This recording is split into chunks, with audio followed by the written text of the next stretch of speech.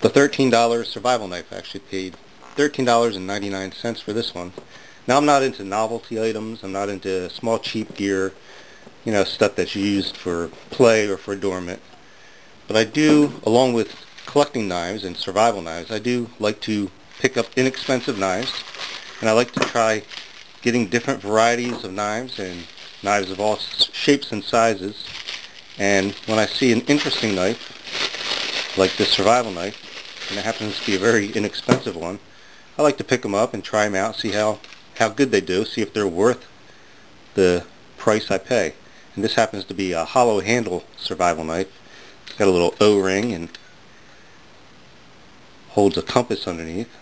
And inside it also has a little tiny survival kit pack with it, which comes with, I guess it's about 20 pounds fishing line. And let's see what else we have here. We got a couple needles, a couple little fishing hooks, and 2 matches. And I'm assuming these are strike anywhere matches. You can see they're little hooks, but yes, you could catch a sizable fish on these little hooks. In fact, I've caught large channel cats on little herring hooks about this size, and the 20-pound monofilament would do well. It's a decent needle, but I'm going to improve on this little knife kit here. Because of the hollow handle, I'm going to find more usable things to put in there, and I'll get right back to you with that. So this knife is stainless steel. It's 12 inches overall length. It has a 6-inch blade along with about an inch for finger choil. It has a 4-inch grip space. Then of course it has the cap which holds the compass. It's got the finger guard, a couple holes in the finger guard, and it does have a lanyard hold. And a saw back. A couple notes about this knife.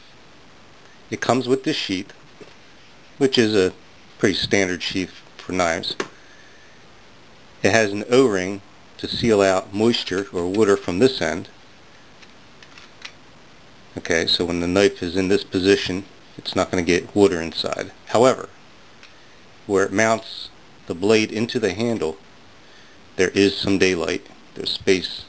If you look in there, you can actually see light coming through. And I'm going to see if this thing works on the saw back.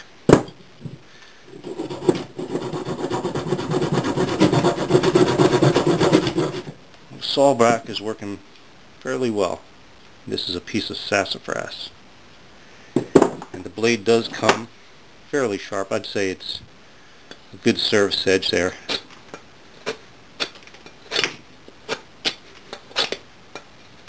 Not razor sharp, but it's good service edge.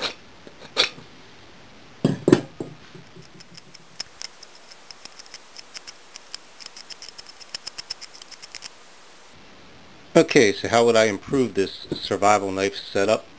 Well, I'd probably keep the little hooks and the 20-pound test monofilament, but I would also add maybe a couple larger hooks. I would definitely add a fire steel. This is mish metal, and something to strike it with. What I did with this is I just took a hacksaw blade, measured the same size as the mish metal piece, and just broke it off, and there I have a striker. I might even throw an extra one in for a little hacksaw. But I'd also add a little lanyard. Now this lanyard hole would not take the 550 paracord, but I found a shoelace right in this room here that fits in there, so I would add a lanyard, and I would simply run my 550 paracord, make a knot here, and wrap my handle, and bring it back down and fish it through this other hole, so I'd have a wrapped handle. That would give me a nice setup. In fact, I'll set this up and show you how it would look.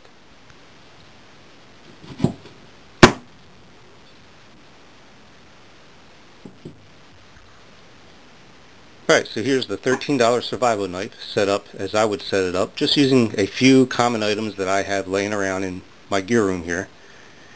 Now, as you can see, I wrapped the handle with 550 paracord, simply putting a knot here, wrapping it back and forth, and then putting a knot on the other side and tucking the end.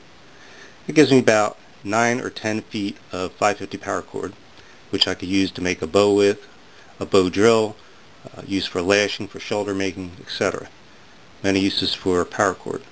And I have the lanyard hold, which is going to give me the ability to take off this little cap or compass and not lose it.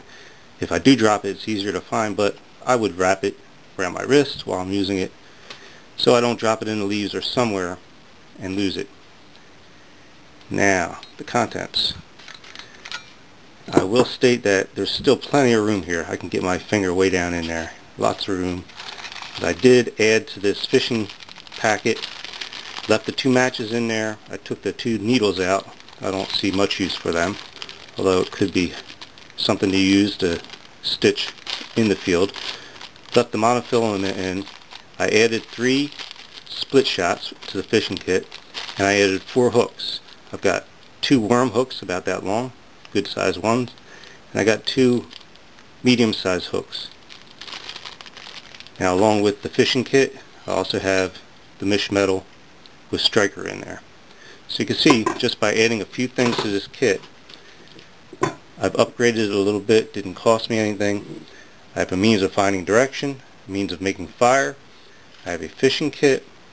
I have a tool for making tools, defending myself, cleaning game, etc., etc., and something that I could build shelter with and make weapons with, and a bow. So it's a pretty good kit. The one caveat is with this wrapped handle, the lashing for the handle on the sheath no longer wraps around the handle, so I will have to modify this or find a different handle. Now, this is a standard sheath that you would get with a cheap knife at your flea markets, etc., but it's usable, good enough for the purpose. But I'll try to find something that'll fit this the way it is now, or else modify the sheath or make my own. So there you have it, the $13 survival knife. This is a nice little kit to have just as it is. To go along with this, I would want something like a canteen or an Nalgene bottle or a can or something that I can boil water in, and that would be all I need for survival in an emergency. I mean, that would be the basic stuff that I need for survival. So it's a good setup. Just wanted to put it out there for ideas. I welcome your ideas. There's always room to improve. Like I said, I'm just pulling some things from this room that I have and ideas and show you what I come up with. So anyway, what kind of cheap knives and gear do you have that can set up for a simple little easy to grab and go survival kit? Here's a quick tip. Sometimes with threaded things, they don't always go together well. And one thing you can do to improve the ability to thread something that's difficult to thread, as well as improve its watertight seal, is to just throw some wax on there. Just get a little block of wax or a candle. Just put a little bit of wax on there, and it really does improve the threading. Gives a nice tight seal and it improves the smoothness of the thread. Quick tip, just thought I'd put it out there.